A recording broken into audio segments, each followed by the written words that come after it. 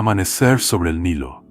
La cámara avanza rasante, rozando juncos perlados de agua. Un ibis levanta el vuelo y deja en el aire un trazo que parece escritura hecha de plumas. La voz entra con un susurro que no finge misterio. Antes que las lanzas y los tronos, hubo un dios que se sentó a la mesa con el orden mismo del mundo. Lo llamaron Yehuti en la lengua del valle, Thoth en bocas extranjeras. No portaba hacha ni rayo, llevaba paleta, cálamo, tintero. Allí donde otros dioses reclamaban homenaje, él reclamaba precisión. Su tarea era mirar lo real y nombrarlo sin romperlo. El plano se hunde en la penumbra de una sala cuyo techo cruje con el peso de la piedra. La sala de las dos verdades. Un corazón late en la balanza y una pluma, la pluma de Maat, flota en el otro platillo. Anubis ajusta, un silencio denso espera. Al costado, Thoth, cabeza de ibis, cuerpo de hombre, no juzga, registra. La sentencia no sale de su boca, sale de su mano. El veredicto no existe hasta que él lo escribe. Este es el primer secreto oscuro que la tradición aprendió a medias. El escriba no solo copia el mundo, al copiarlo lo fija. Si se equivoca, el cosmos entero tiembla en una coma mal puesta. Las paredes se abren al sol de Hermópolis, ciudad de los 8, donde la ogdoada primordial enseñaba a pronunciar oscuridades antiguas. En las losas, Thoth camina como mediador entre aguas y fuego, anfibio de las verdades. Los aprendices lo retratan en dos formas, ibis y cinocéfalo, y a cada una le rinden culto diferente. Al ibis se le pide claridad, al mono sabio, memoria. La escuela de escribas vibra a su sombra. Vemos paletas de madera con dos cavidades, negro para el mundo, rojo para lo excepcional. Vemos manos adolescentes que entre nervios y orgullo trazan el signo de vida y el de justicia, sabiendo que no son dibujos sino contratos. Uno de ellos se equivoca, muda un trazo, convierte la palabra grano en gravamen. Su maestro no grita, le hace borrar y reescribir 100 veces. No está enseñando caligrafía, está enseñando a no dañar con el trazo. La voz del documental trae al aula un eco de taller. Los textos de sabiduría repiten que el escriba vale por lo que calla. De Thoth heredaron el don doble, memoria y silencio. Redacta como quien riega, dice un fragmento, no inundes. Los grandes relatos del valle confirman que su autoridad no nació de capricho. Cuando Horus perdió su ojo en la disputa con Seth, fue Thoth quien lo recuperó, lo reparó, lo midió. El ojo, Wed-Yat, se convirtió en lección de geometría mística. Mitades, cuartos, octavos, 16avos, 32avos, 64avos, hasta rozar la unidad sin capturarla del todo. Cada fracción era costura. La matemática nació entonces como compasión, ordenar para sanar, medir para devolver lo que estaba roto. De noche, en los sigurats tibios de luna, los babuinos sagrados se sientan en fila y alzan los brazos al primer sol. No adoran un astro, saludan una precisión. Thoth, asociado a la luna, mantiene la agenda del cielo. Anota, corrige, reconcilia. La tradición es clara y sobria. En los días en que el sol se retrasó en su barca, él apuntó la anomalía y escribió el procedimiento para que no volviera a ocurrir. Es el escriba como ingeniero del universo. Y sin embargo, la misma mano que hace respirable el mundo puede convertirlo en prisión si el trazo se vuelve fetiche. Los sacerdotes lo sabían, había fórmulas que no se pronunciaban, palabras de poder que se practicaban como cirugía. Lo dicho es flecha, reza una admonición, mide el arco. Un corte nos lleva a una bóveda más joven, hecha de pergamino y rumor salado, Alejandría. La cámara explora arroyos como columnas de caña. No vemos a Thoth, pero oímos su sombra en el nombre nuevo, Hermes. El escriba adoptó ropajes helenos, su oficio no cambió. Filósofos y magos discutieron si esas palabras venían de los templos o de los talleres. Los mejores acabaron entendiendo que el origen, si no viene acompañado de método, es una distracción. En las mesas de copistas, un proverbio se repite con variantes. No basta con saber, hay que saber escribir. El documental rehúye el romanticismo fácil. Muestra lo que la mitología a veces no quiere, el lado peligroso del poder de Thoth. Un mago joven hurta de la casa de un sacerdote un papiro con signos vedados, lo repite como canto. La escena no refleja efectos especiales, refleja consecuencias. Su lengua se vuelve dura, su pueblo lo mira con miedo, su familia pierde sueño. Un anciano lo lleva a una estela en el desierto y le enseña, sin palabras, la ley más antigua. Conocimientos sin contenedor, se pudre. El muchacho aprende la lección demasiado tarde para él, pero a tiempo para el barrio. Detrás de la serenidad del dios de la escritura, palpita esa advertencia. Cada línea exige una vida capaz de sostenerla. Volvemos a la sala de las dos verdades. Esta vez hay un detalle nuevo.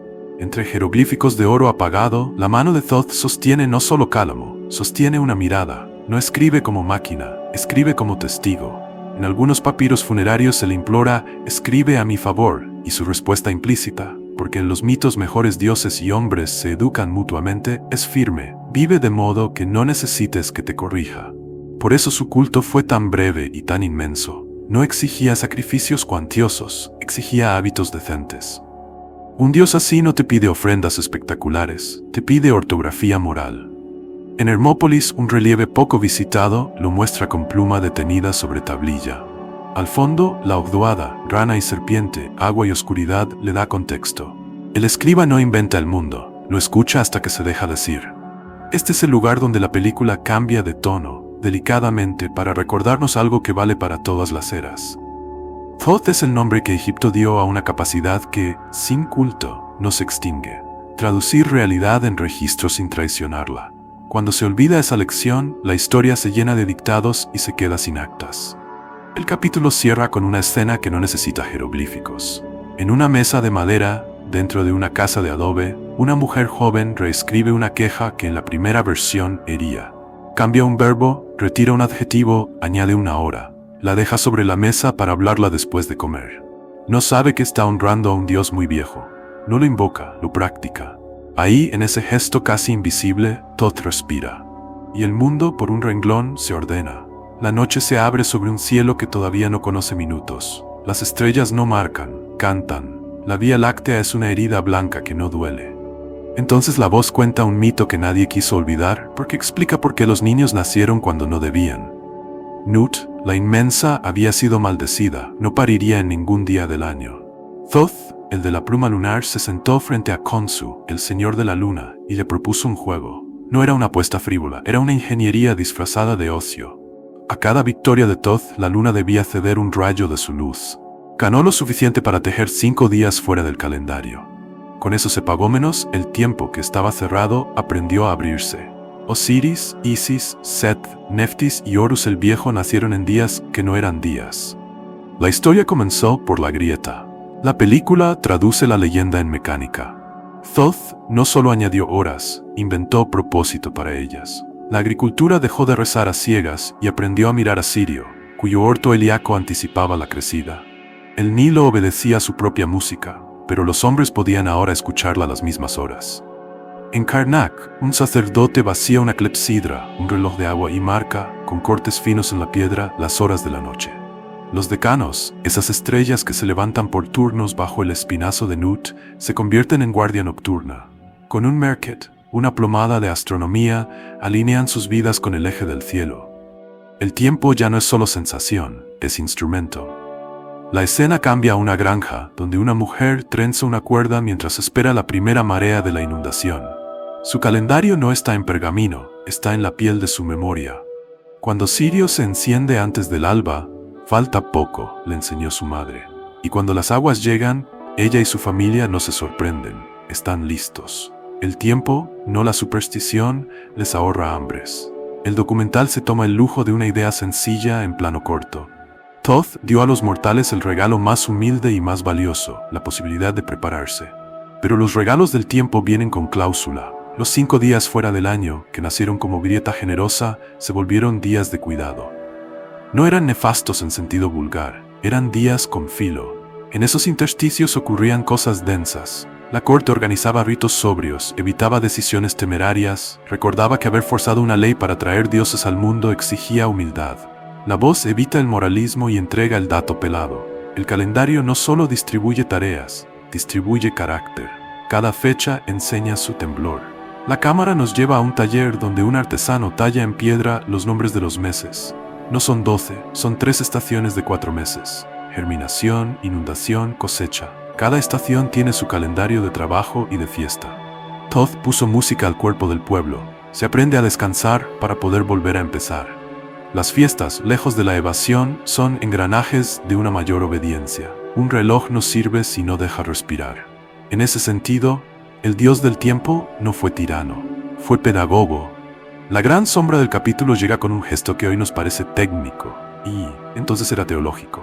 El calendario civil de 365 días deslizaba lentamente respecto del cielo, porque nadie añadía el ajuste que nosotros llamamos bisiesto. El año vagaba como barca sin ancla, y sin embargo los rituales no se colapsaron. Los sacerdotes dejaron que las fiestas se pasearan por las estaciones y, cada cierto ciclo zótico, largo como para humillar a un linaje, el cielo y el papel volvían a encontrarse. El tiempo enseñaba así algo que hoy se nos escapa. No es una jaula perfecta, es una conversación. La perfección se cobra demasiado caro. El ajuste, bien llevado, mantiene humana la agenda. La película aterriza en un milímetro, esos pozos con marcas que medían las crecidas. Un escriba anota el nivel, de su cifra dependerán impuestos y pan. La pluma pesa. El documental elige, sin sensacionalismo, una microhistoria.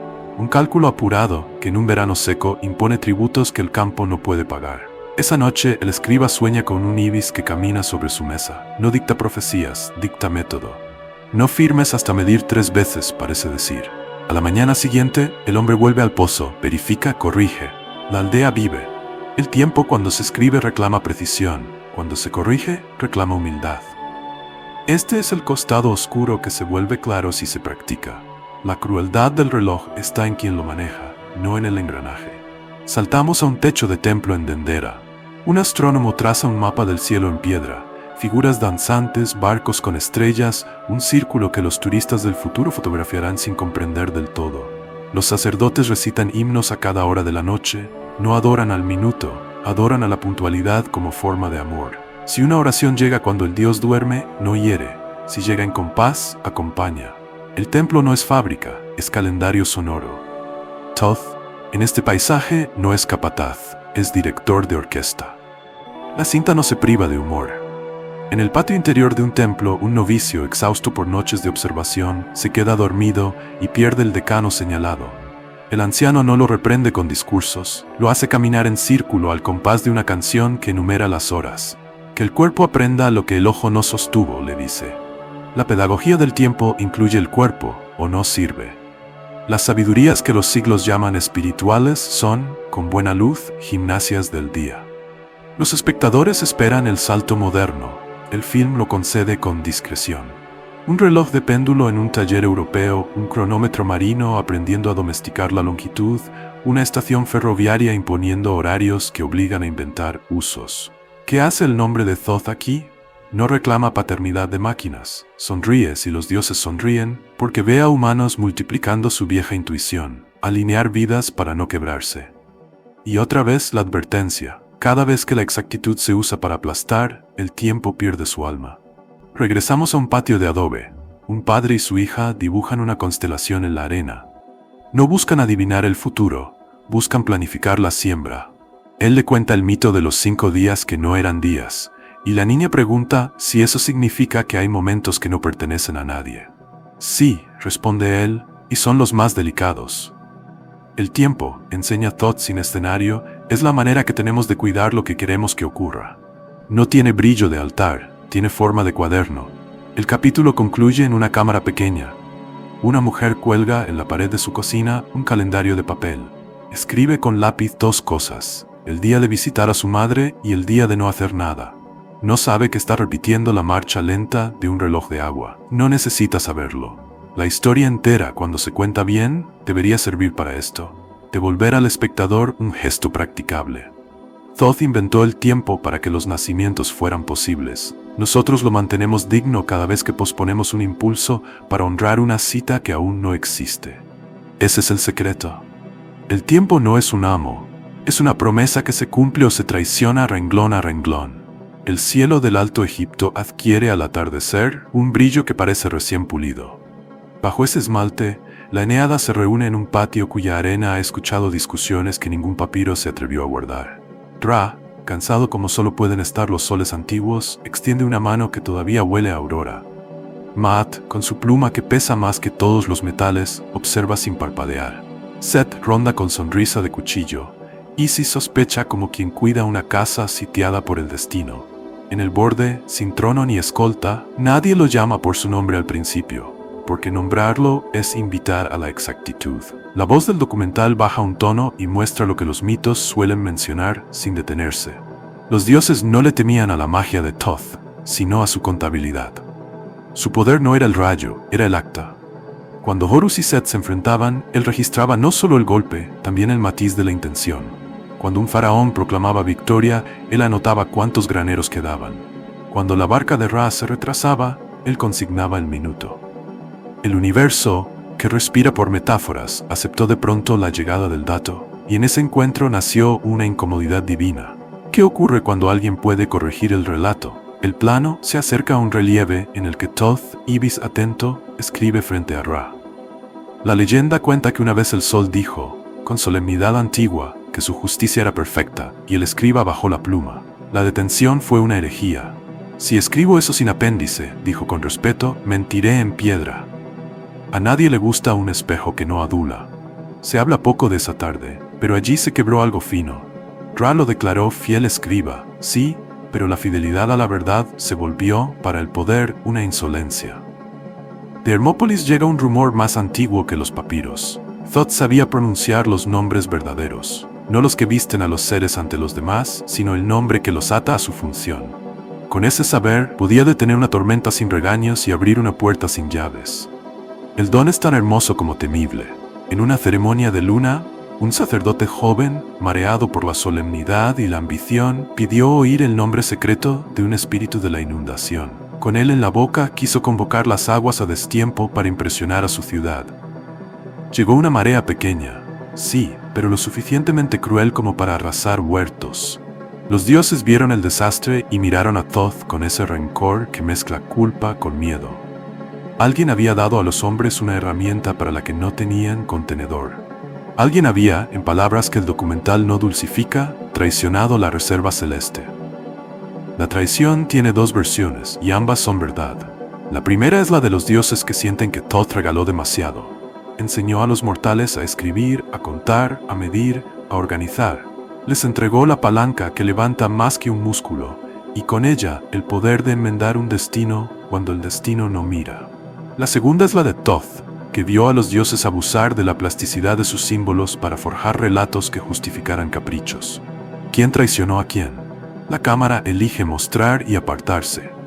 En un templo, un escriba borra con cautela el cartucho de un tirano depuesto, no por odio, sino por higiene política. Sobre el yeso fresco escribe un nuevo nombre rodeado de epítetos que prometen grano y quietud en los mercados. El dios de la escritura sabe que a veces borrar es no mentir.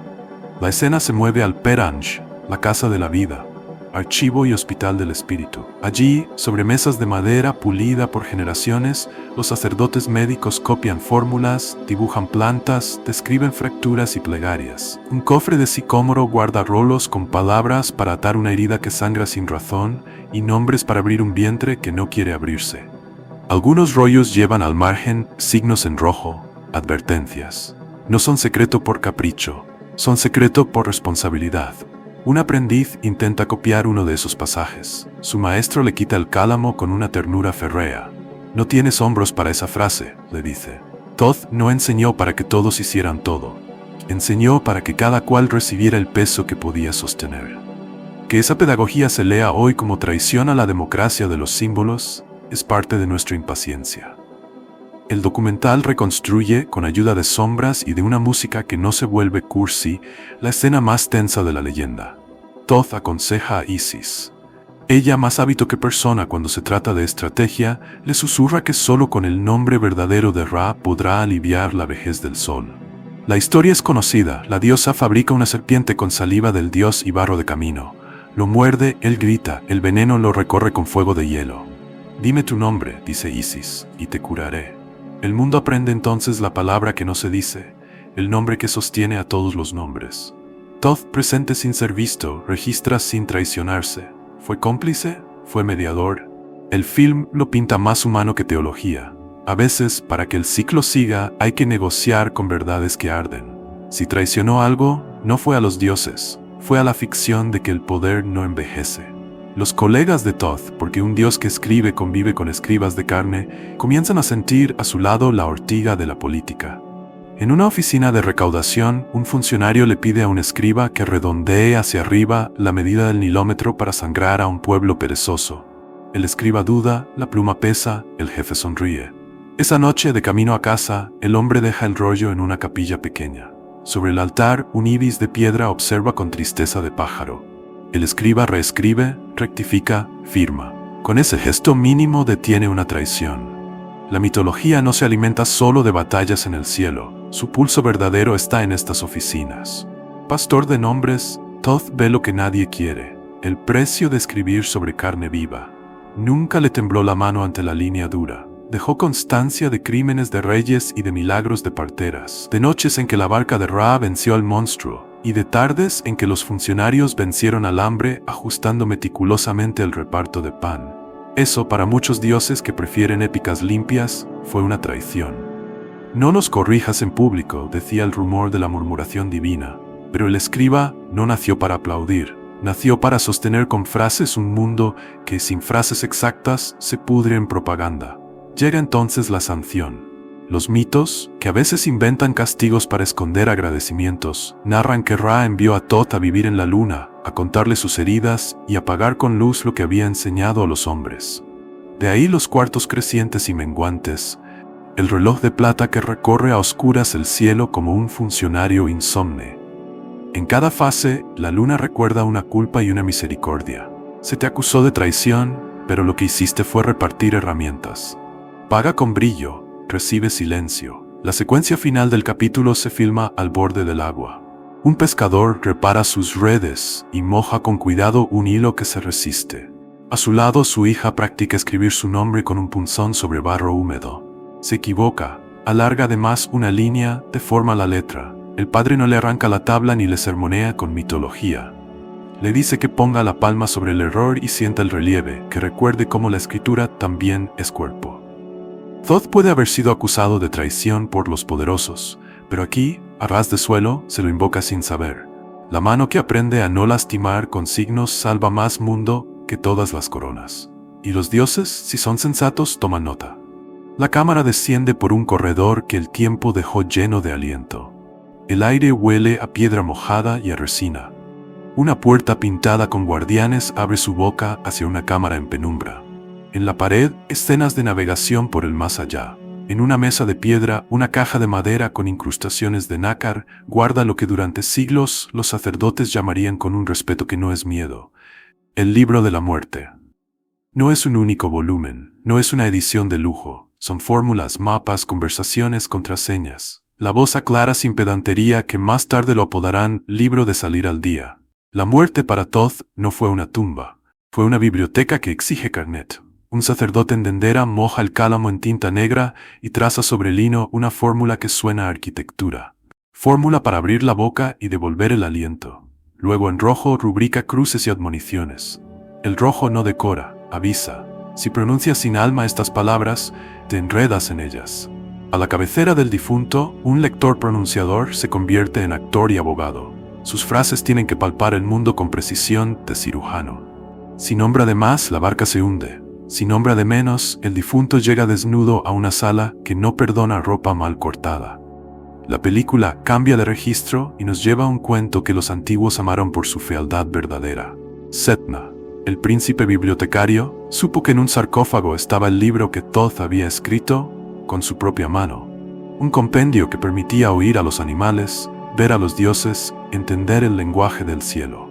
Setna lo robó con astucia de príncipe y con la ingenuidad de niño que abre una caja sin mirar el candado. Desde entonces, todo se le volvió máscara. Una mujer bellísima lo arrastró a la pobreza, lo humilló con exigencias salvajes. Él firmó, se arrodilló, vendió hasta el vestido de su esposa legítima. Cuando estuvo listo para perderlo todo, la visión se disolvió como calor frente a agua y apareció el antiguo dueño del libro, muerto y más sobrio que los vivos.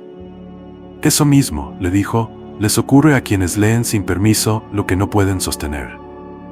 Setna devolvió lo robado y dejó una frase que no figura en estelas, pero en la que el documental insiste como moraleja de oficio.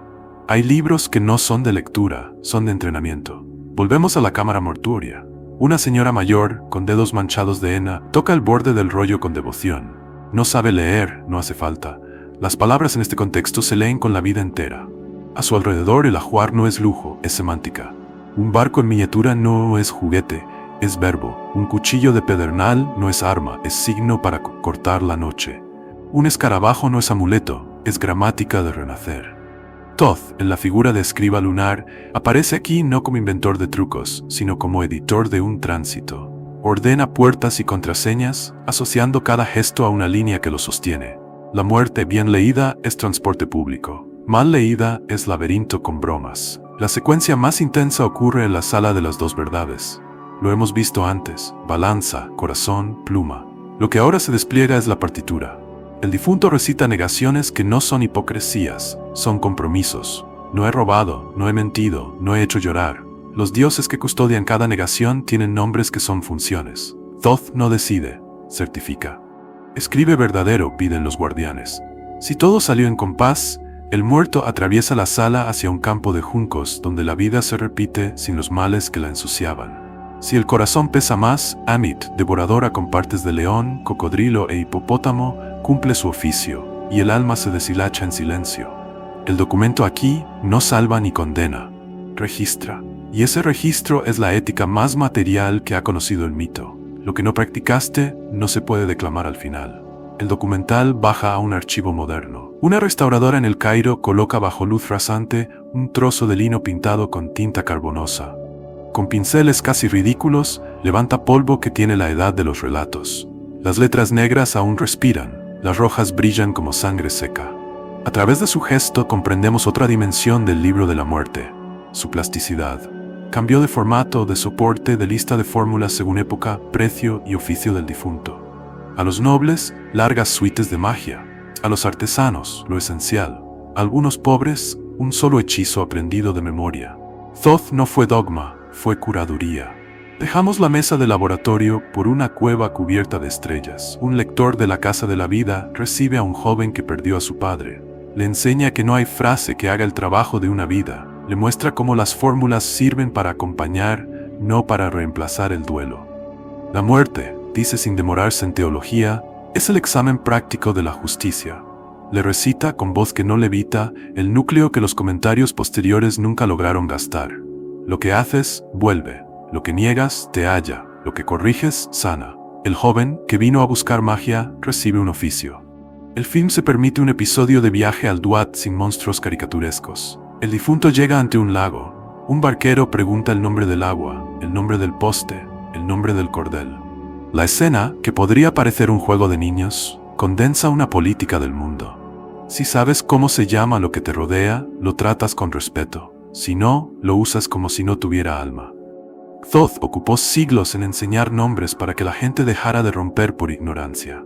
Quien lee el libro de la muerte esperando fuegos artificiales se pierde lo mejor. Era un manual para no ser bárbaro al cruzar. Aparece, en contrapunto, la sombra de una época que confundió este legado con superstición. Durante siglo y medio de manuales escolares se enseñó que los antiguos coleccionaban hechizos por miedo, que su religión era una fábrica de amuletos. El documental no discute con rabia. Muestra a un campesino actual que antes de cruzar un arroyo embravecido se detiene a mirar la corriente, estima en su cabeza cuánta fuerza tiene, decide si lo cruza o espera. Mi padre decía que el agua también escucha, explica. No se trata de animismo ingenuo, se trata de una educación de la atención.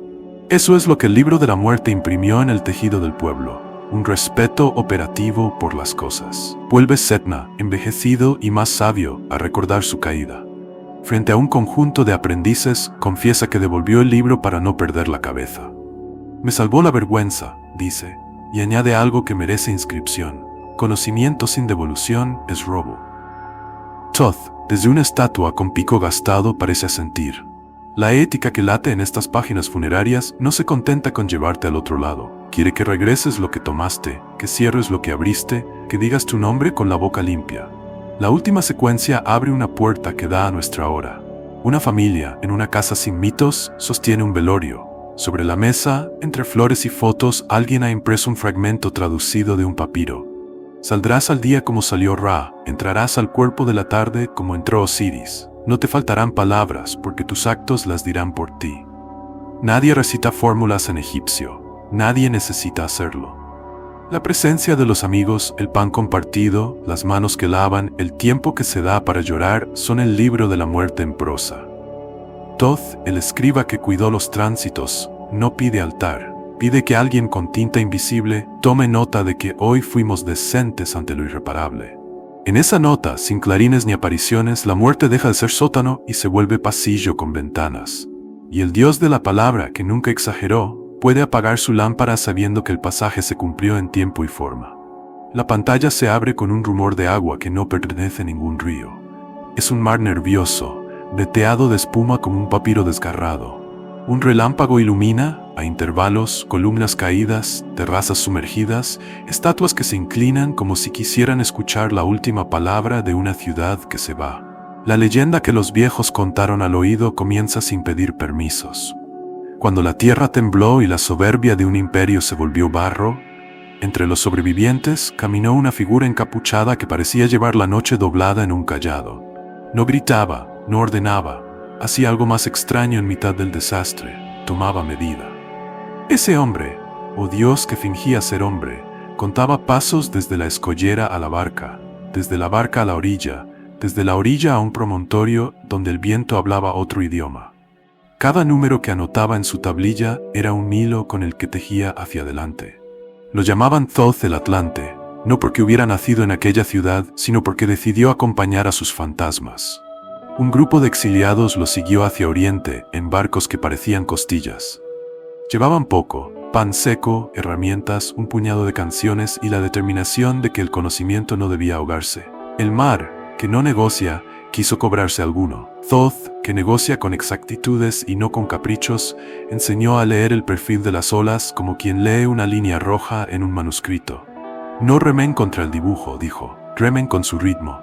Llegaron al delta del Nilo con los brazos partidos y, sin embargo, con la cabeza intacta. El plano baja a los juncos. Allí, en la frontera entre agua y tierra, el visitante tendió cuerdas y clavó estacas. No invocó truenos ni serpentinas de fuego. Convocó cordeleros. Les enseñó a tensar una soga con nudos a distancias justas, las marcas del triángulo que cierra sobre sí con 3, 4 y 5. El primer milagro no fue una visión, fue un ángulo recto. Los arpedonaptas, estiradores de cuerda, aprendieron a reconstruir límites después de cada crecida, a repartir parcelas sin guerras de dedo. La geometría, antes que mística, fue justicia de campo. La cámara encuadra manos callosas que, sin saberlo, están inscribiendo un teorema sobre barro fresco. De noche, en un claro del desierto, Thoth dibujó en la arena un rombo que parecía una broma. Alrededor se sentaron hombres y mujeres con la piel aún salada. Les habló de la cuerda y de las estrellas, de cómo una vibra cuando se la pulsa y la otra cuando se la mira. Les pidió que aprendieran una cosa antes que ninguna, a convertir metáforas en método. Si el ojo de Horus se fracciona en mitades y cuartos para enseñarte a coser, si el calendario se abre en días que no son del año para que nazcan cosas que deberían ser imposibles, entonces tu casa puede levantarse con la misma gramática. No adornos, dijo, andamios. En la casa de la vida de una ciudad recién levantada, Thoth se acercó a un grupo de aprendices que memorizaban fórmulas como si fueran amuletos. No los reprendió, les cambió la tarea. Tomen la fórmula como si fuera una pala, indicó, y abran una acequia. Durante semanas, el aula olió a agua y a tierra. Aprendieron que un hechizo que no mueve agua solo es música. En el mismo lugar, los enfermeros afilaron la palabra hasta que pudo tocar un cuerpo sin lastimarlo. Una orden mal pronunciada se vuelve cuchillo, una bien pronunciada, sutura. De los atlantes no quiso conservar pirámides sumergidas, quiso rescatar oficios. Bajo las arenas, cuentan los viejos de Saqqara, Thoth abrió una escuela que no tenía nombre en ninguna fachada. Allí no se entraba con contraseñas, sino con evidencia. Un carpintero que traía una silla que no cojeaba valía más que un orador elegante. Una partera que describía el ritmo de una contracción con palabras que podían enseñarse valía más que cualquier coleccionista de jeroglíficos. En una cámara lateral, pequeña y fresca, guardó otra clase de tesoro: historias de fracasos. No porque celebrara la caída, sino porque entendía que el relato de lo que no funcionó salva más vidas que 1000 himnos. En la entrada, talló una frase que nadie fotografió y que sin embargo siguió circulando como consigna: el secreto es la responsabilidad. Lo demás, los sellos, las máscaras, las túnicas, las sombras, solo debían proteger eso. El documental se permite una escena que es casi un juego. Un niño que aprendió a tensar la cuerda de 12 nudos se obstina en construir un cuadrado perfecto en la arena. La tercera vez que lo intenta, el viento borra un lado. El niño llora, no por la figura, sino por la sensación de que el mundo está en su contra. Todd se agacha a su altura, planta el cayado en la esquina que el viento borró y dice sin misterio: el mundo no está en tu contra, está en su propio favor. Aprende su favor y pon el tuyo al servicio de eso. El cuadrado no quedó perfecto, la lección sí. El conocimiento que no se ajusta al viento no es sabiduría, es excentricidad. Las leyendas de mercado añaden brillo donde la vida necesitaba herramientas.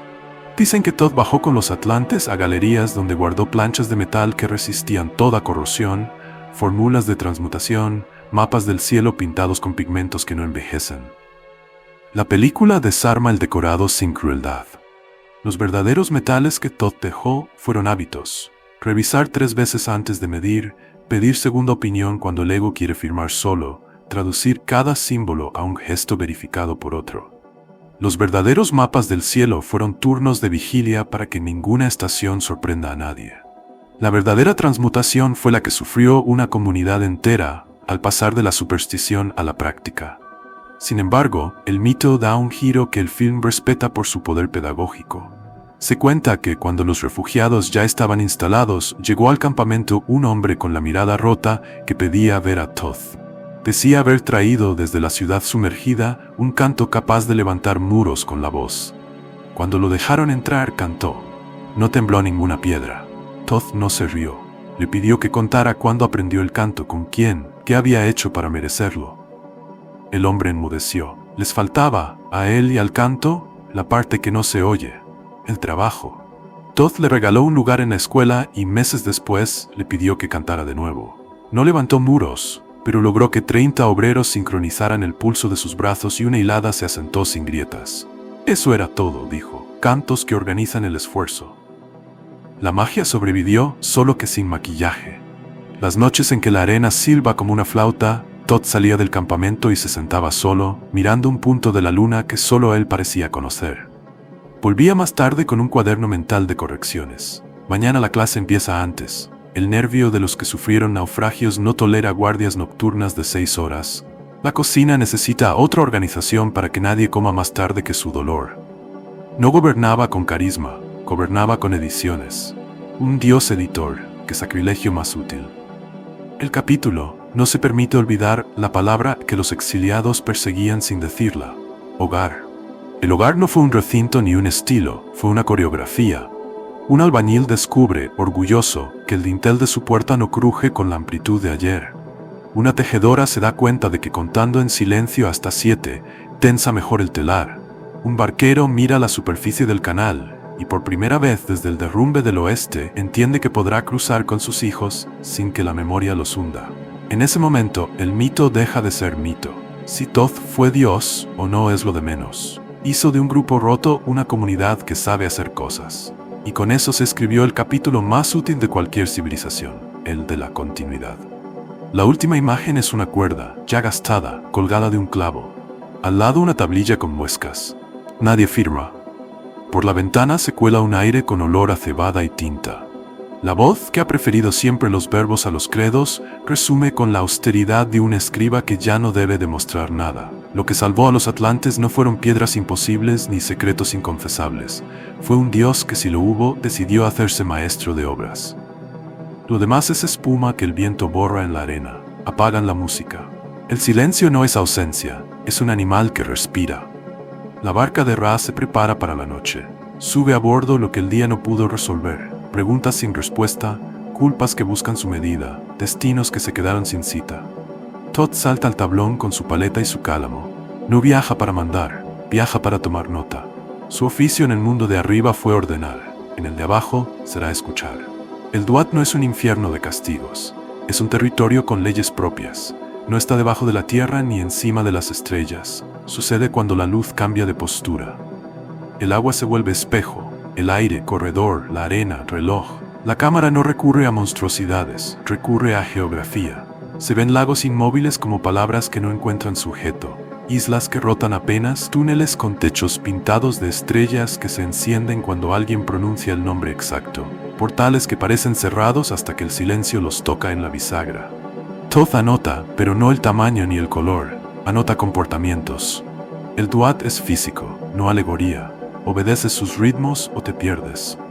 En la primera hora la barca cruza un campo de papiros que susurra con voces demasiado viejas. Los difuntos que no aprendieron a soltar repiten su nombre propio como si fuera contraseña. No lo es.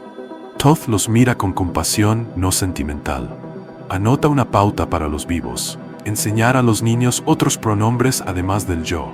La frase que en una clínica moderna sonaría a terapia, aquí suena a navegación. Quien solo sabe decir yo naufraga en la primera corriente donde el mundo no lo responde con un espejo. A la tercera hora, la barca pasa frente a un lago cuya orilla está sembrada de cuchillos. No cortan, prometen. Son las palabras pronunciadas con intención torcida que se quedaron esperando algo que nunca ocurrió. A cada hoja le falta un acto. Thoth se detiene, baja, recoge una. Está caliente. Anota, con vergüenza ajena, que los vivos deben crear una ceremonia para derretir esas hojas. Imagina, mientras la barca reanuda el viaje, un rito luminoso y sencillo. Cada promesa rota será desactivada con otra palabra que pida perdón y con un gesto de reparación. El Duat es un manual de grooming del alma. Te enseña a no dejar objetos punzantes tirados donde otros pisan descalzos. Más adelante, el río nocturno se vuelve veloz. Apophis, el gran ofidio del sinsentido, se enrosca en torno a la proa como un pensamiento que quiere devorarlo todo. Los dioses del combate tensan músculos. Thoth no. Espera el momento en que el monstruo muerde su propia cola. Anota la hora. Lo hará cada noche. Descubre que el caos no es una fuerza nueva en cada ataque. Es una repetición con variaciones. Cuando la barca supera al ofidio, la tripulación celebra. Thoth no se suma al grito. Toma de su tablilla y escribe instrucciones para la vigilia de los navegantes de día. Cuando llegue la discusión que se repite cada tarde, reconócela por su olor, no por su máscara. No entres con espada, entra con calendario. Si te repiten el ataque, repite el antídoto. No hay mística más alta que este manual de hábitos. En una caverna con techo bajo, la comitiva se detiene. Allí habitan las voces que no fueron escuchadas. No piden venganza ni altares, piden ser archivadas. Thoth despliega por primera vez una herramienta que no se había visto. Un cuenco de agua donde la palabra dicha se vuelve figura por un instante. Una madre que no pudo despedirse habla. El agua dibuja una espiral y se apaga. Un trabajador que cayó sin reconocimiento dice su nombre. El agua hace un cuadrado limpio y descansa. Un niño que no aprendió a pronunciar nada deja una vibración, apenas un círculo que no cierra. Thoth anota cada signo y enseña a la tripulación a reconocerlos. Más tarde, en el mundo de arriba, esa ciencia se convertirá en consuelo. Habrá quien aprenda a recibir duelos sin teologías, leyendo la forma del dolor para no interferir con su ritmo. El Duat guarda también bibliotecas, pero no de rollos, de escenas. En una sala donde cuelgan como tapices, pasajes de vidas, Thoth camina con una torcha pequeña y va señalando lugares donde falta una puntada. Una mujer aparece hablándole con desprecio a su hermana.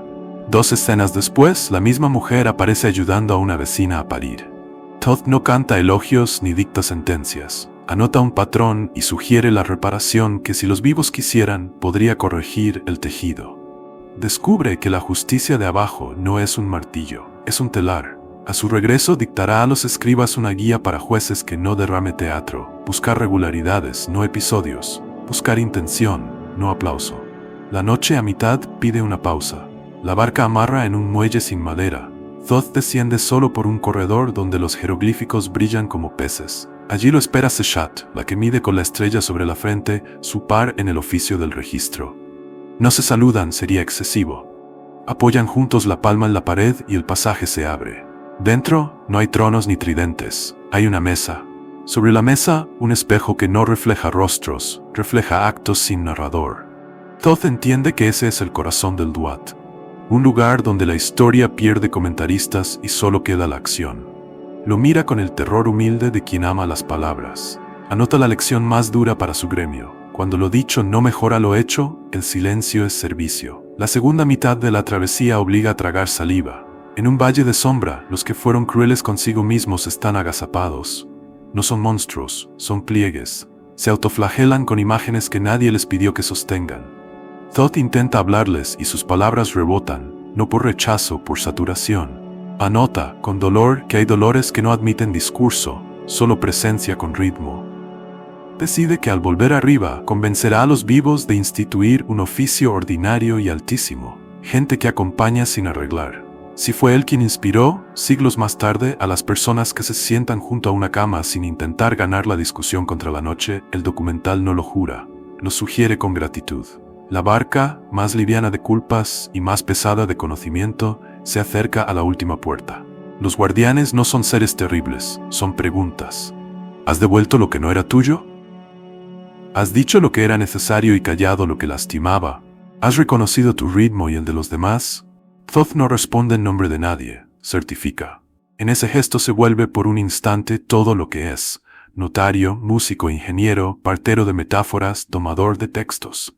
La puerta se abre, un borde de luz entra por la grieta como una cuchillada que no duele. Al otro lado el este está preparando su color. Cuando la barca reemerge, el mundo reconoce su respiración de madrugada. Thoth no se queda a recibir agradecimientos. Desaparece debajo de una cornisa y desata el rollo en el que escribió durante la noche. No redacta un tratado, redacta protocolos.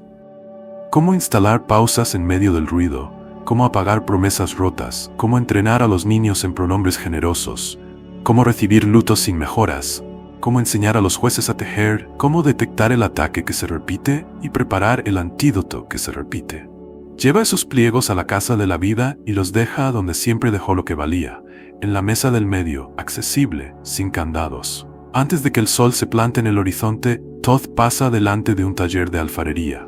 Un aprendiz, nervioso, acaba de romper un cuenco. El maestro está por regañarlo con una frase heredada y cruel. Thoth tose apenas. El maestro se contiene. Cambia de palabra, cambia de ritmo, cambia el destino de una mañana. Nadie lo sabrá, porque el Duat no busca fama. La cámara se aparta. En el cielo, la luna, con su cicatriz de anoche, se apaga de a poco. En el suelo, la gente empieza a moverse. La voz, que ha evitado la grandilocuencia para honrar la materia, deja una línea como única estela. Bajar a la noche no fue un espectáculo, fue una auditoría. Y gracias a ese acto sin aplausos, el día tiene otra vez instrucciones para no romperse. Todavía no había cantor en los patios ni humo en los altares cuando la casa de la vida abrió sus postigos. El alba llegaba en pasos de ibis. Sobre una mesa de sicómoro, alineadas como estrellas domadas, reposaban paletas de escriba con sus 2 cuencos de tinta. El negro para la respiración ordinaria del mundo, el rojo para lo excepcional, lo peligroso, lo que puede salvar o herir.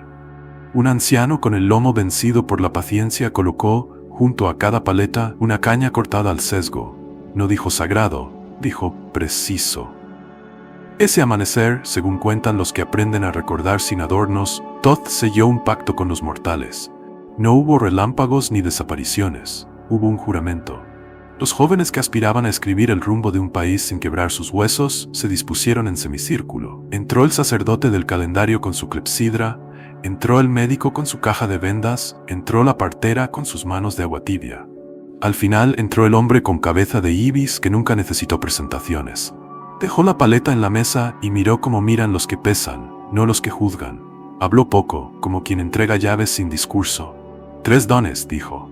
Memoria para no inventar, visión para ver lo que otros no nombran, silencio para no usar la palabra como látigo. Y añadió, con la sequedad de un artesano que cobra barato pero exige oficio. A cambio, registraréis todo agravio bajo el sol, incluso el de los reyes, y corregiréis vuestras propias manos en público cuando tiembla la línea. Los muchachos y las muchachas, porque el oficio no respetaba prejuicios de patio cuando premiaba la verdad, repitieron con voces bajas lo que desde entonces se llamaron juramento de la paleta. Después se sentaron frente a las tablas enceradas, y el entrenamiento comenzó sin mística. Copiaron hasta que dolieron los dedos. Rehicieron trazos, aprendieron a distinguir dónde un gancho cambiaba grano por gravamen y puente por puñal.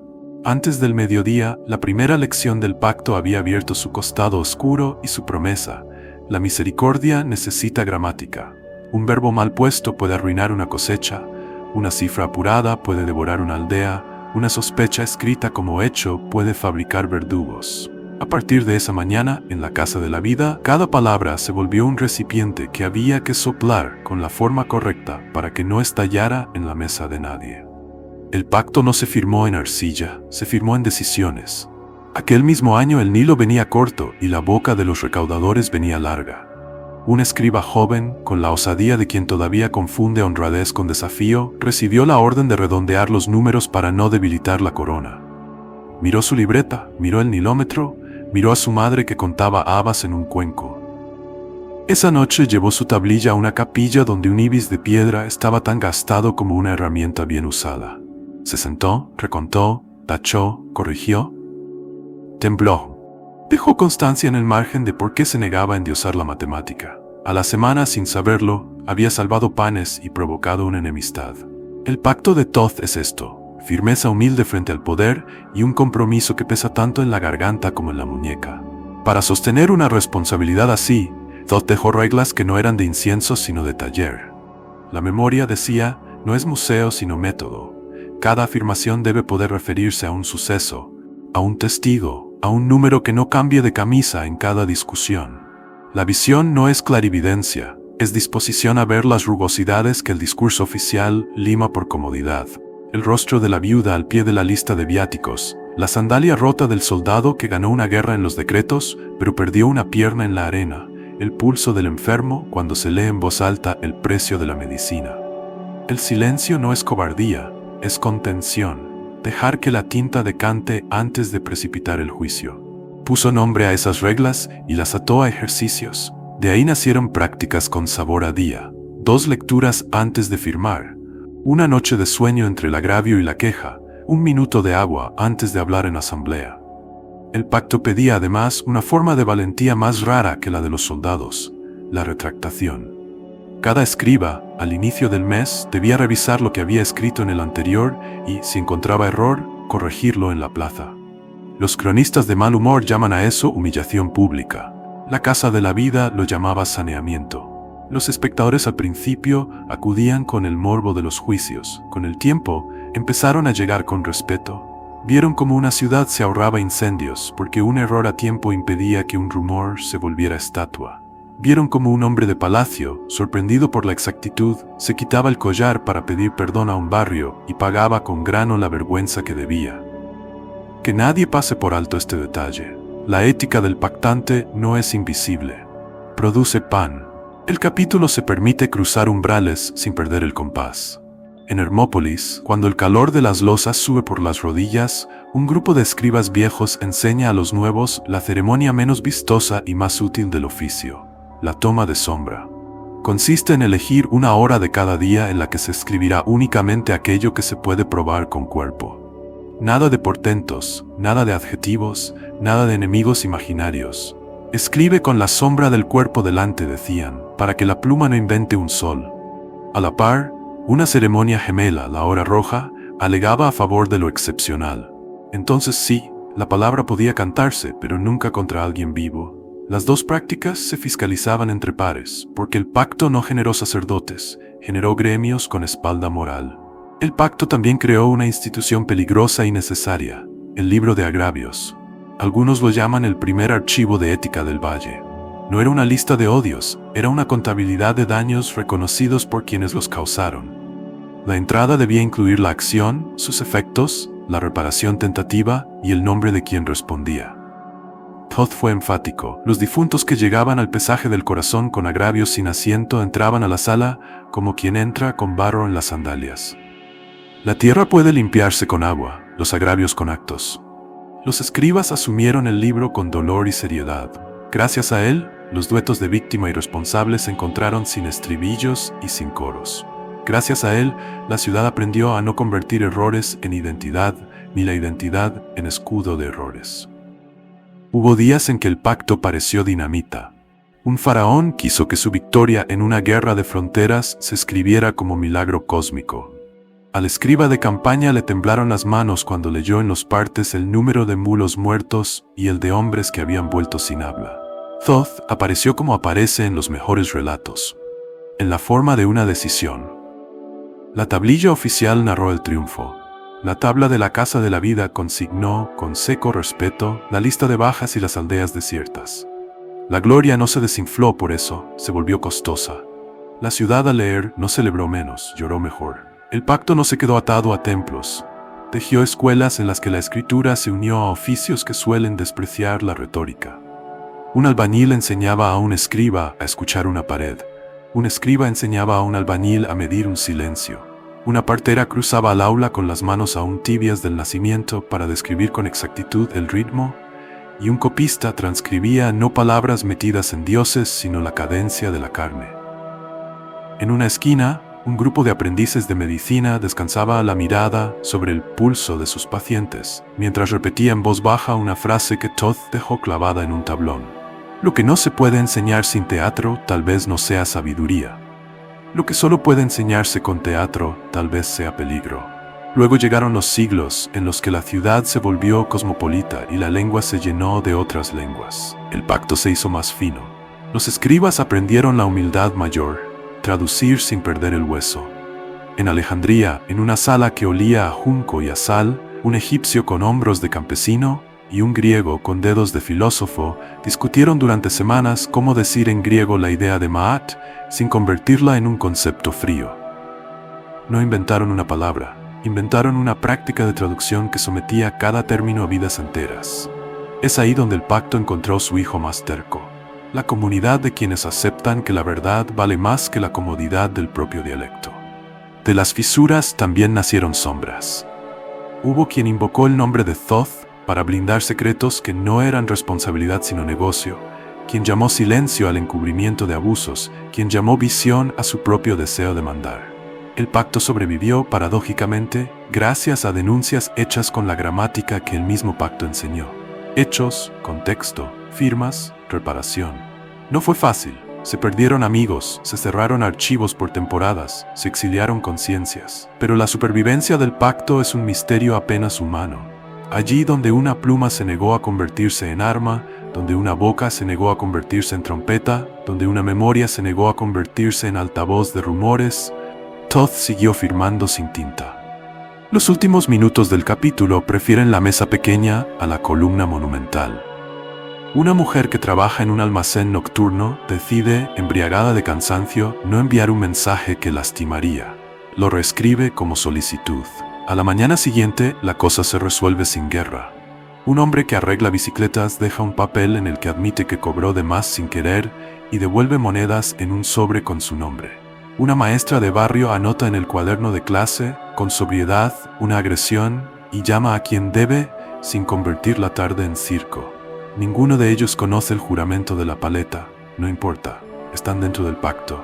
Y el pacto, esa cuerda que tensó el valle para cruzar aguas sin ahogarse, todavía vibra. Una lámpara corta la niebla en el puerto. La sombra del faro se proyecta sobre el agua como una flecha de vidrio. Es Alejandría, y la ciudad ha decidido que el mundo cabe en una mesa si se escriben suficientes rollos. Un vendedor de papiros grita precios en egipcio. Un filósofo sin sandalias discute en griego. Un marinero recita un salmo en hebreo, un comerciante tararea en arameo, un médico toma notas en demótico, un astrónomo sueña en números. En esa verbena de lenguas, un sacerdote con la estrella de Seshat en la frente y un escriba nacido en Rodas se reconocen por la postura con que sostienen el cálamus, se parecen los que aman la precisión. La biblioteca no es un mito de estantes interminables, es un taller con lámparas de aceite. En una mesa cercana, un copista entinta un título que hace girar cabezas. Poimandres. No dice Thoth, dice Hermes. No dice revelación, dice mentoría. Un hombre, que en el texto es llamado con respeto, describe un encuentro con una mente que se le presenta como torrente y le enseña la trama del todo. No hay allí sacerdotes con máscaras, hay conversación. El texto no pretende legislaciones, pretende despertar. La cámara se acerca a los renglones donde Hermes escucha, pregunta, se equivoca, comprende, y de esa danza sale lo que más tarde algún editor sintetizará con torpeza como todo es mente. En el manuscrito se lee de otro modo. El mundo, cuando se comprende, se deja habitar con inteligencia. El nacimiento del hermetismo fue menos un parto divino que una conversación larga entre vecinos exigentes. Los sacerdotes egipcios aportaron su amor por la medida y por los nombres justos. Los filósofos griegos, su obsesión por el logos que hace de puente entre lo que cambia y lo que no. Médicos y astrónomos contribuyeron con el rigor de quien ha aprendido que en la práctica mueren los adornos. Artesanos y comerciantes regalaron la prueba cotidiana. Trismegistus, el 3 veces grande, no es un título de vanidad, sino de oficio. Grande en pensar, grande en decir, grande en hacer. Quien detesta los superlativos puede traducirlo mejor. Coherente. En el serapeo, la sinfonía se vuelve visible. Bajo un techo sostenido por columnas tan prácticas como hermosas, se debaten cosas que hoy nos parecen novedosas y allí eran sentido común con músculos. Cómo vivir sin caer en superstición, cómo honrar a los dioses sin deshonrar la razón, cómo distinguir visión de delirio, cómo usar metáforas sin convertirlas en dogales.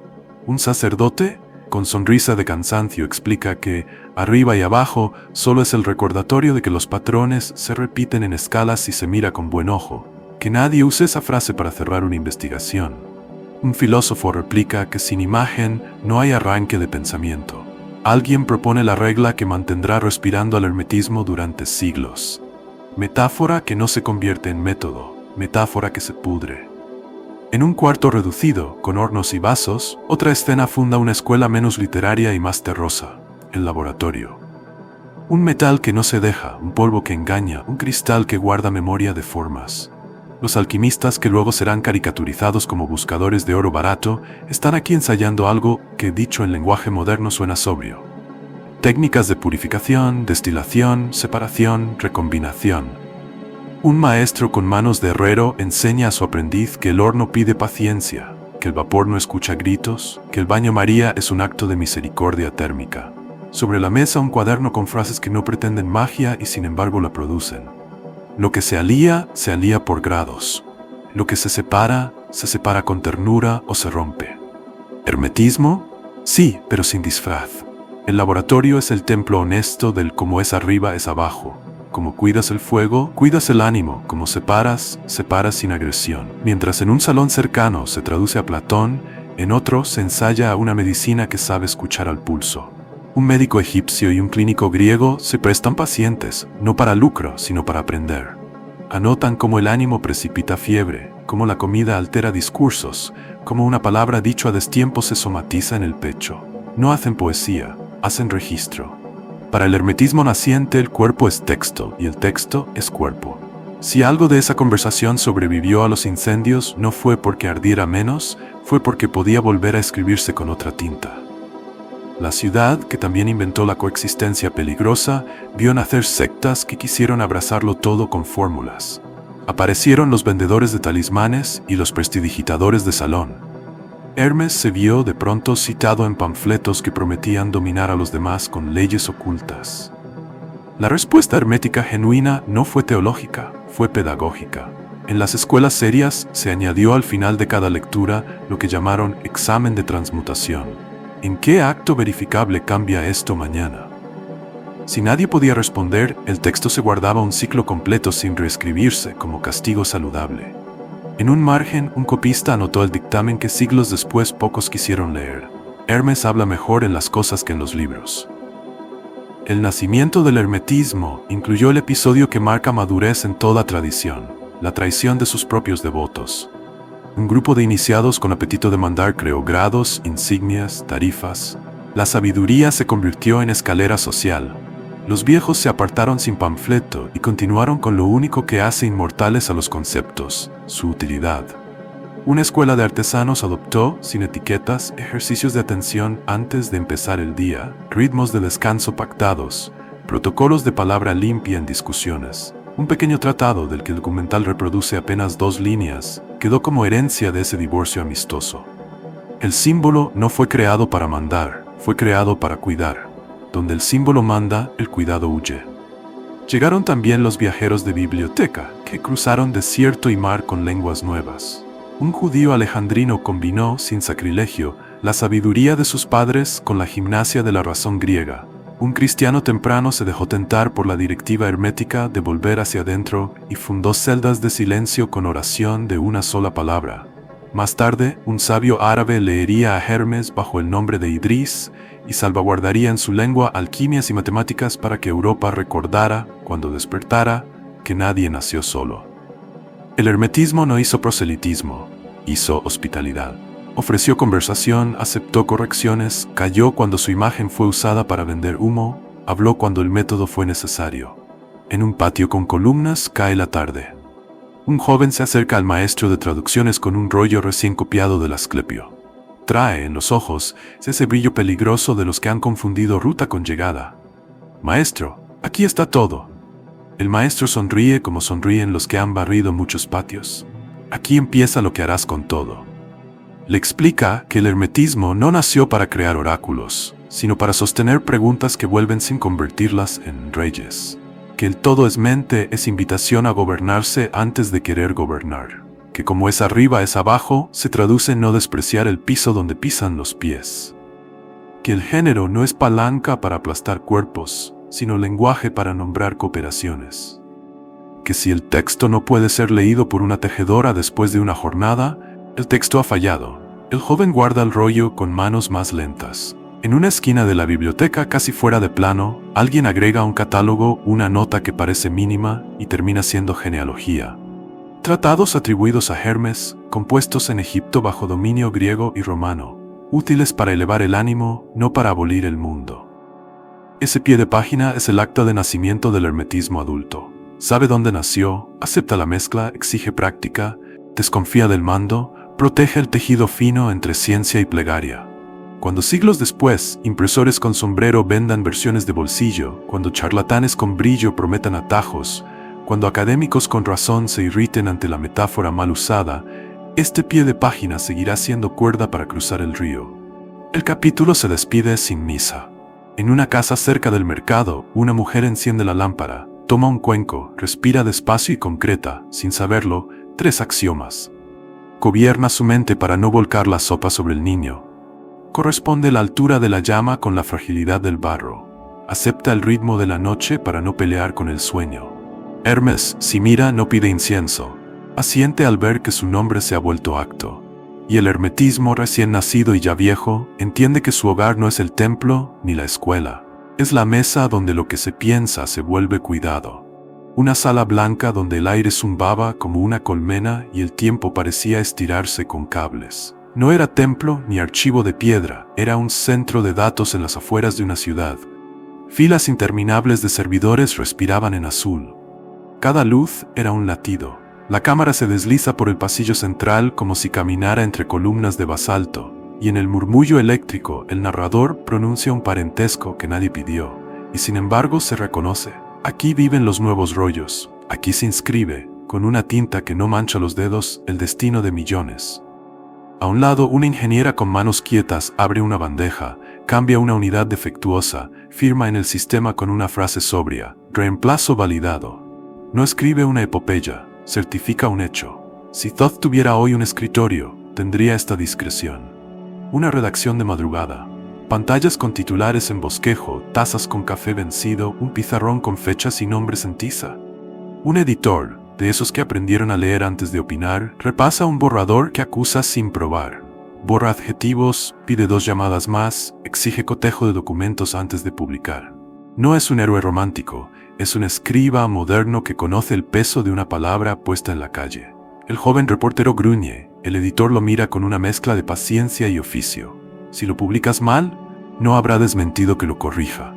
A veces la honradez narrativa es la mejor forma de misericordia.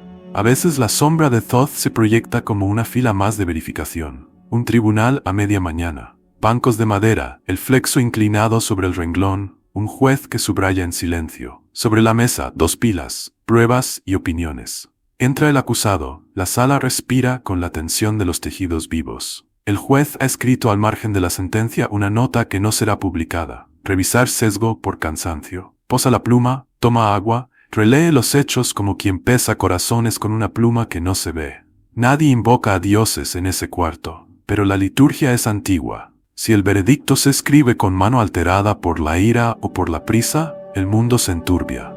Thoth, que conoció la corrupción de las metáforas, reaparece aquí como método contra la corrupción del ánimo. Un laboratorio de física de partículas.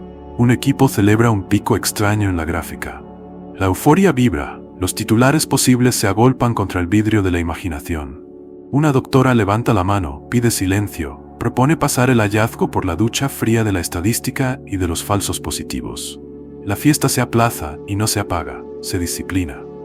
Como en la barca nocturna, el monstruo del autoengaño intenta enrollarse en la proa, y alguien, sin estridencias, desenrolla su truco con un calendario y protocolo. Thoth no censura el asombro, lo convierte en ciencia. Un taller de tipografía en una calle antigua. El maestro, con las uñas manchadas de tinta, enseña a su aprendiz por qué una errata en la portada puede arruinar la confianza de un barrio entero. No hablan de marketing, hablan de compostura. La ciudad nos presta su fe, volvamos legible, dice, y deja sobre la mesa un cuadernillo con reglas que parecen moldes para pan. Vibración, ritmo, correspondencia, viejas palabras que han aprendido a vestirse de oficio. Si una nota se imprime en el tono incorrecto, si la interlínea deja sin aire una explicación, si la composición confunde más de lo que aclara, el daño no es estético, es moral. La tipografía, peligrosa por invisible, se vuelve una de las artes exactas del cuidado. Una comisaría de barrio.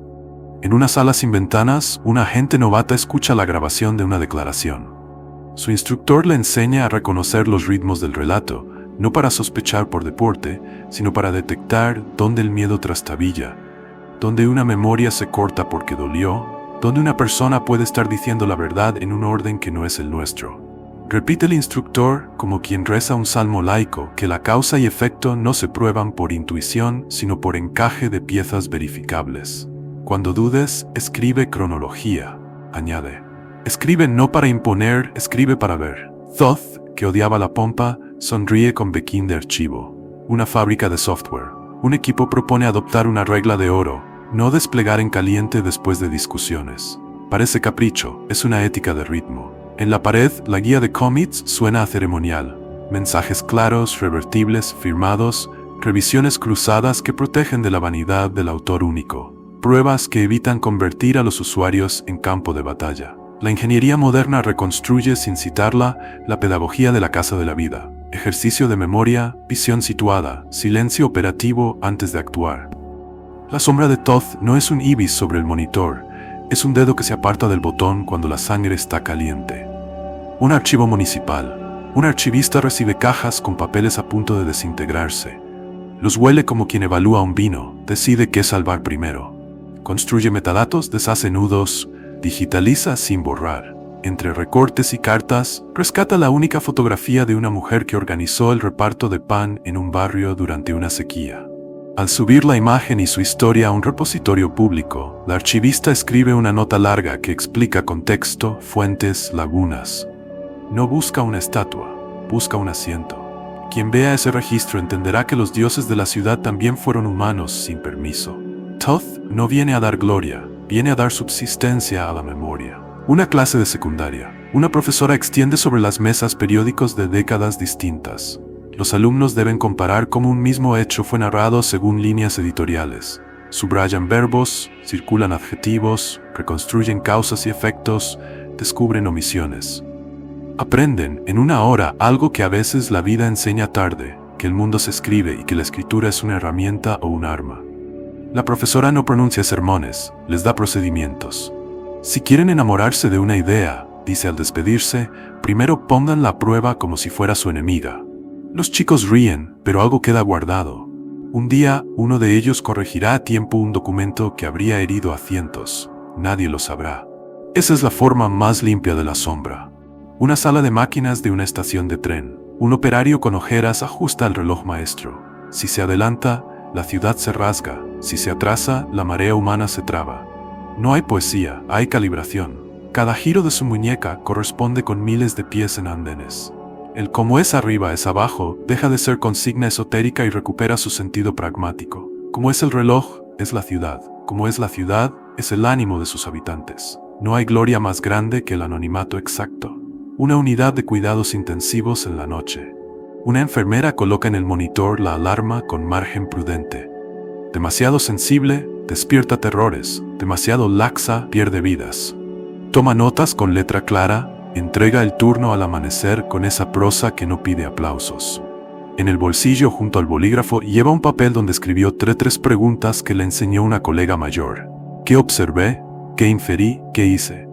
En ese triángulo cabe la ética entera del oficio. En esas 3 preguntas, si uno mira con ojos de valle, se lee con nitidez la firma de un dios que fue escriba antes que estatua. Una aula de derecho en la tarde. Un profesor sin afectación pide a los estudiantes que redacten sentencias hipotéticas en 2 versiones, con retórica y con contabilidad. Luego les hace leer en voz alta y sentir el peso de cada forma. Comprenden que la justicia que se explica con metáforas también puede engañar, que la precisión no es falta de arte, que el arte mal usado es arma. Nadie pronuncia a Todd, pero su sombra está sentada a mitad del salón, en la silla donde la humildad se parece a la exactitud. Un colegio electoral. Una voluntaria observa cómo un votante mayor intenta entender las instrucciones. Se toma tiempo, repite con calma, evita inducir respuestas. Anota incidentes sin dramatizar, coteja la boleta con el padrón. El conteo final se retrasa porque alguien pide revisar una urna. El supervisor acepta, abre, cuenta, certifica. No hay magia, hay legitimidad nacida del acto de escribir con honestidad. Si en algún lugar la democracia es ritual, lo es aquí, en la prosa que sostiene el voto. La barca llega al amanecer sin monstruos porque hubo quien veló la noche con protocolo y café. Una aula de música. Un director detiene la orquesta en el compás 47. No les dice más espiritual, les dice más lento el arco, más aire entre notas. La metáfora se vuelve músculo. La vibración deja de ser palabra abusada y recupera su oficio, el clima que cuida. A veces el mundo cambia no cuando alguien grita «elevad la energía», sino cuando alguien con autoridad gentil pide que se escuche al de al lado. Y por último, una casa, cualquier casa. Alguien reescribe un mensaje, decide no herir, cambia un verbo, añade una hora, firma con su nombre. Ese acto, invisible como el cambio de un fusible, sostiene universos. La sombra de Todd no busca devoción, pide práctica. Donde una persona elige exactitud contra el impulso, donde otra retrasa un juicio por respeto a los hechos, donde una tercera guarda silencio para que el procedimiento funcione, allí la civilización respira. No hay trofeos, hay continuidad. Y la continuidad, desde el valle, siempre fue una forma del sagrado. El plano se apaga y vuelve a abrir en un amanecer sin música. El mar, que al atardecer parece espejo y de noche parece boca, en la mañana parece página. Una barca mínima recorta su sombra contra la luz. Ningún dios desciende, ningún rayo escribe el cielo. Un pájaro traza en el aire una breve tilde. La voz dice casi con vergüenza de interrumpir. Si Todd regresa, no lo hace con teatro. Entra al mundo por donde siempre entró, por la frase corregida, por el número decente, por la mano que firma con pausa y no con ira. Una biblioteca de barrio a mediodía. Una niña pide el carnet. La bibliotecaria, que ha visto nacer y morir modas, llena el formulario con una caligrafía que podría encabezar leyes. Le explica a la pequeña que los libros no son vitrinas para mirar desde fuera, son puertas que se abren solo si uno pasa con respeto y con ganas de devolver algo. Devuelve limpio, devuelve a tiempo, devuelve distinto, dice. Y la niña, sin comprender la profundidad del aforismo, asiente con esa seriedad que solo los chicos conservan. Todd está en esa mesa más que en muchas cúpulas, en la política sencilla del préstamo.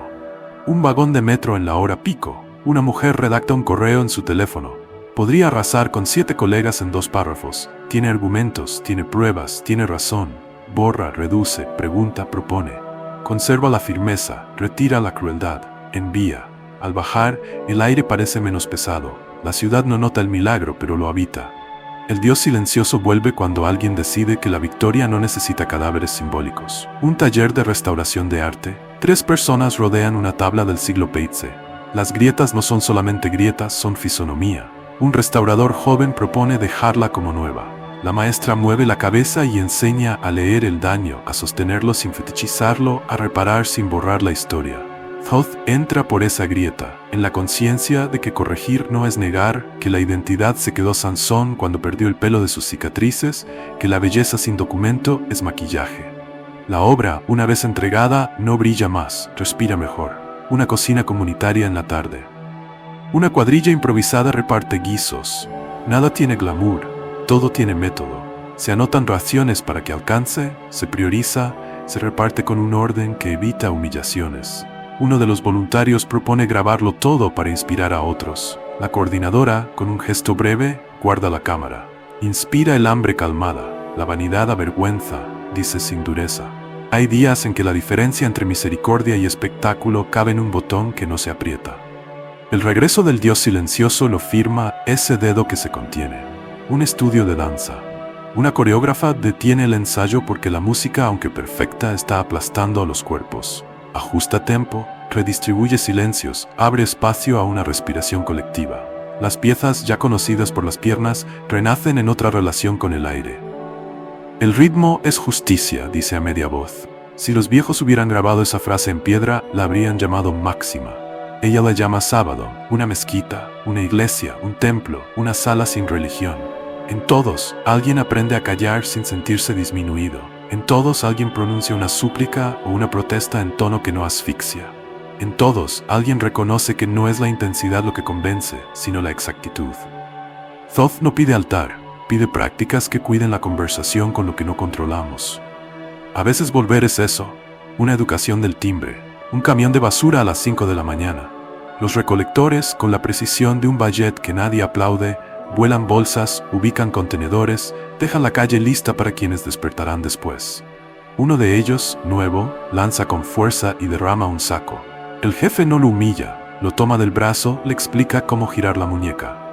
Todo es mente, diría un folleto. Todo es técnica al servicio del prójimo, dice el mundo cuando funciona. El Dios silencioso vuelve en los oficios invisibles que sostienen las cunas de la ciudad. Un taller de relojería en una esquina vieja. Un anciano sostiene un movimiento con dedos que, para nuestra época, parecen del siglo pasado. Explica a su nieta por qué el péndulo tiene hambre de constancia y caprichos de temperatura. Si te adelantas, apuras vidas. Si te atrasas, frustras citas, murmura. La niña entiende más de lo que parece. La cámara, con pudor, vuelve a decir correspondencia sin pronunciarla. Como se ajusta el péndulo, se ajustan los ánimos. Como se cuida el latido del metal, se aprende a cuidar el de los vecinos. Una aula universitaria de ética de la tecnología. Estudiantes discuten sobre algoritmos que deciden préstamos, libertad bajo fianza, acceso a empleo. Un profesor propone una regla inspirada, sin erudición innecesaria, en un taller antiguo. Si no puedes explicarle a quien afecta cómo decide tu sistema, no debes desplegarlo. El auditorio se incomoda. El regreso del Dios silencioso es también una incomodidad que protege. Los alumnos simulan con datos, descubren sesgos, reescriben. Esa tarde nadie ve relámpagos, pero una futura injusticia se desactiva en un aula. Una sala de estar, noche cerrada. Una mujer y su hermano discuten por la herencia de la casa. La conversación, que amenazaba incendio, cambia de temperatura porque ella toma una hoja y escribe los hechos en una columna, los deseos en otra, lo posible en una tercera. El hermano primero se ríe, luego se sienta. No hay magia, hay geometría del alma. Reparten como pueden, firman, cenan. El Dios silencioso, esa noche, los dejó dormir. Una estación espacial. Un equipo flota como si el agua del Nilo hubiera ascendido para probar a los hombres otra vez. Un tornillo rebelde, una válvula que no coopera, un procedimiento que pide el pulso de ese ritmo exacto que la tradición convirtió en himno. Respirar, contar, actuar. Si hubiera cámaras mitológicas, veríamos a Thoth pasar una mano invisible sobre esa lista de verificación plastificada con cinta. Su regreso no cambia las leyes de la física, cambia el modo en que nos relacionamos con ellas. Y por fin, un escritorio común, al borde de un día demasiado lleno. Una persona cualquiera abre su cuaderno. Anota 3 cosas que vio con injusticia, 2 que puede reparar, una que decide no decir porque solo dañaría. No hay música, no hay premio. Hay una silla que cruje y un lápiz que hace su trabajo. Si el Dios silencioso ha regresado, lo ha hecho en esa página. No prometió fortuna ni inmunidad, prometió oficio, memoria para no inventar, visión para nombrar lo que nadie mira, silencio para que la palabra no se convierta en látigo. El resto es nuestra parte del pacto. El mar del primer plano vuelve, la barca se aleja, pequeña, sin estela. En la playa un niño escribe su nombre con un palo, el agua lo borra, él vuelve a escribir. No se desespera, aprende el pulso. Cuando cae la tarde su trazo ya no pelea con la ola, se adelanta, la acompaña, la deja pasar, vuelve. Él no sabe que está ensayando la gramática con la que se sostienen ciudades. Él no sabe que ha recibido la visita de un dios. No hace falta. Lo único que el regreso de Thoth vino a recordar es que la sabiduría no necesita altar si ocupa las manos.